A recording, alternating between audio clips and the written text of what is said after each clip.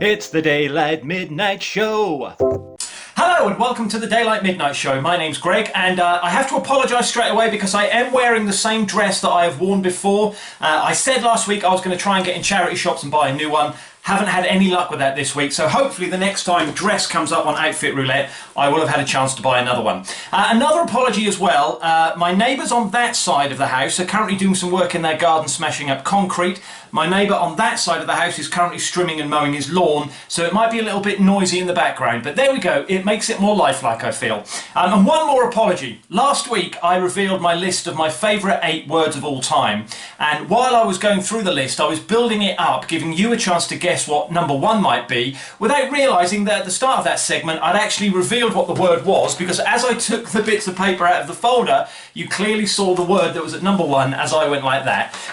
And just to explain, I didn't realise before I uploaded it, because when I film these videos I do it all in one go, and then I trim the start so you don't see me setting up, I trim the end so you don't see me moving to turn the camera off, and I quickly watch through to make sure I haven't sworn or revealed body parts that you don't need to see or infringed copyright or anything like that, but I don't really pay attention to what's happening, so when I did the impromptu reveal of the number 1 word I wasn't really paying attention.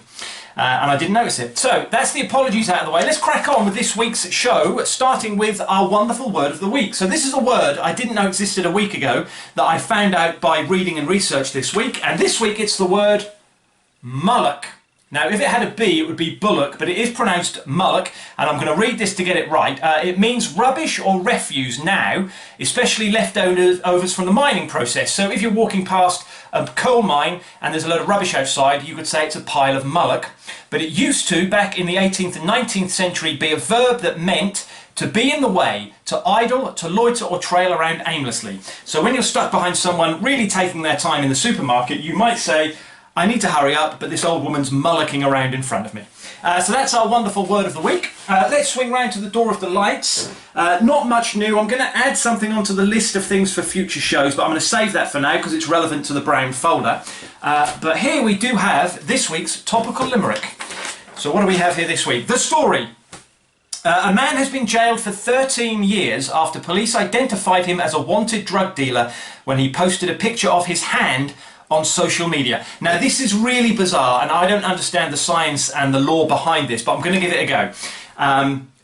You know about the dark web, right? There's this whole section of the internet that doesn't show up on things like Google and other search engines, and it's where people do a lot of illegal activities.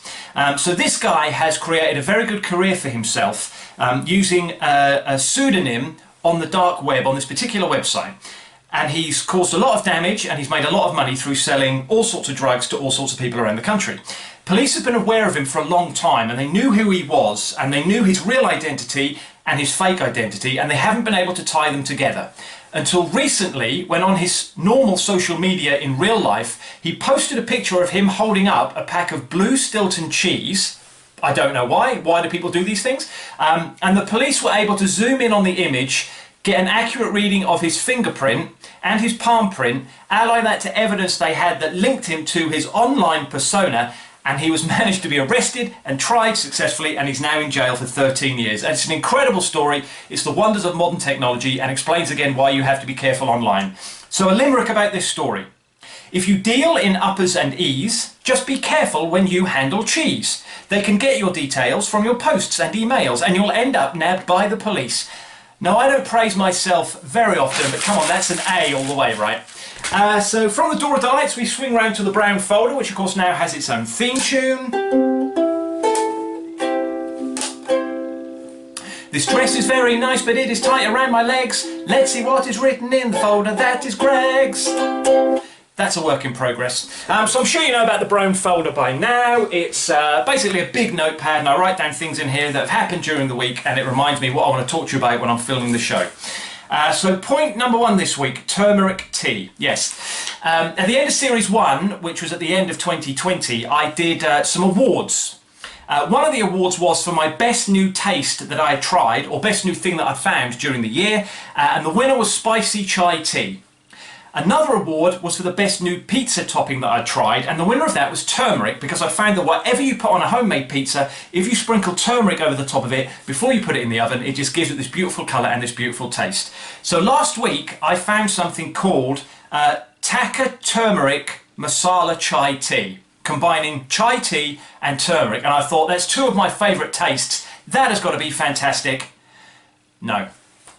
I can't describe how horrible the flavour of this is. In my opinion, other people might like it, and I'm sure it's good for you and healthy, but it's one of those things where I'll try anything and I'll get really excited about it. This was a real disappointment.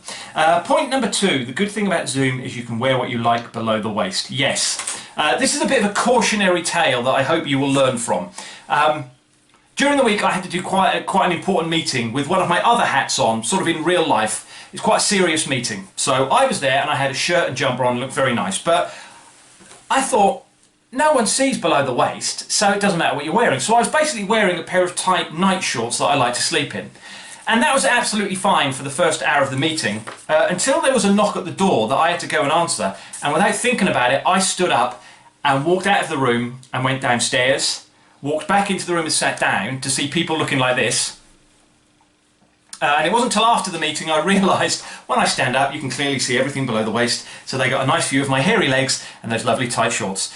So learn from my lesson, because I think all respect for me in that particular scheme of my life has now gone out of the window with those people. And I guarantee you I won't put those shorts on Outfit Roulette, so you're never going to have to see it.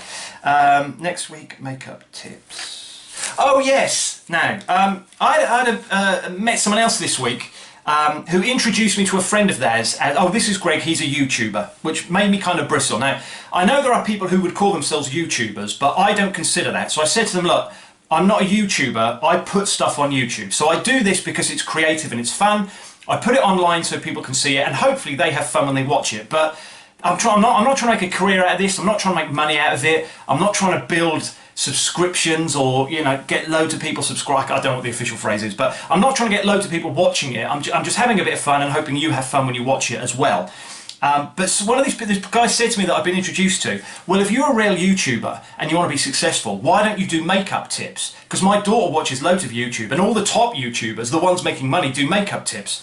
And I think he was joking, but I thought, do you know what, I'm going to do that. So maybe not next week, maybe the week after, but something that's going on my list of stuff to do is makeup tips. Because why not? If some of these other young teenagers and girls in their 20s can make money and get endorsements by doing a makeup video, why shouldn't I do the same? So stick around for Greg's makeup tips on a future edition of the Daylight Midnight Show.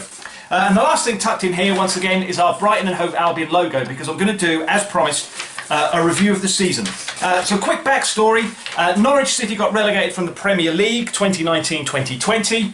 I wanted to keep watching the Premier League on television, so I said we'll pick an official team of the Daylight Midnight Show. I did an online survey, answered some questions, and it suggested Brighton and Hove Albion. So we've been following them throughout the season. They've now been relegated. Oh, sorry, the season is over, but Norwich are coming back up, so we'll support them next year, not Brighton. Now, I've been challenged quite a few times about doing the whole show in rhyme. People point out that I do a lot of the show in rhyme, so why not go the whole hog? So here's my Brighton and Hove Albion review of the season in rhyme.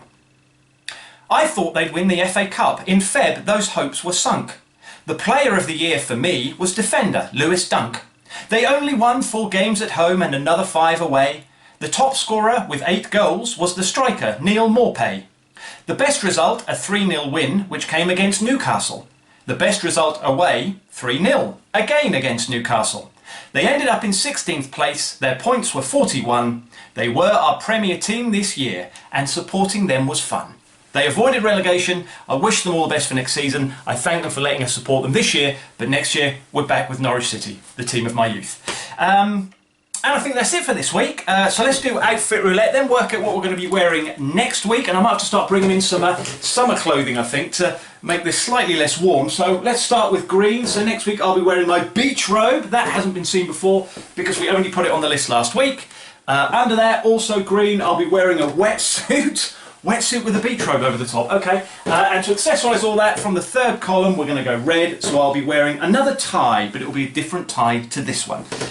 So, beach robe, wetsuit, and a tie. Fantastic. That will be on next week's show. A rhyming couplet to end on then. Tea that's laced with turmeric is a taste that comes from hell. Earlier this week, I flashed a meeting room. Oh well. I'll see you next week. Have a great 7 days.